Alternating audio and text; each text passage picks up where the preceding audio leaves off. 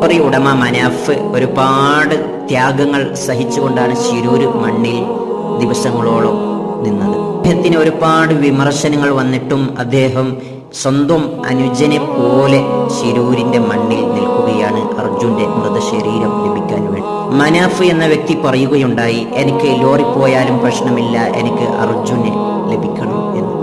അർജുനെ ലഭിച്ച ശേഷം എന്റെ ലോറി ഗംഗാവലി പുഴയിൽ ഇട്ടാലും പ്രശ്നമില്ല എന്ന് പറയുകയുണ്ടായി.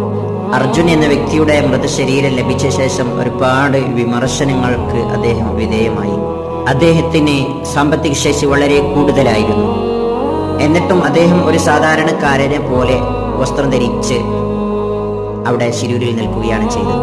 അർജുൻ എന്ന വ്യക്തിയോടുള്ള സ്നേഹം കാരണം കൊണ്ട് എന്റെ ലോറിക്ക് ഞാൻ അർജുൻ എന്ന പേര് ഞാൻ വെക്കാൻ തീരുമാനിച്ചിട്ടുണ്ട് എന്ന് പറയുകയും ചെയ്തു. വിമർശനങ്ങൾ കൂടി വരുമ്പോൾ ഞാൻ ആ പേര് വെക്കുന്നില്ല എന്നും കൂടി മനാഫ് പറയുക.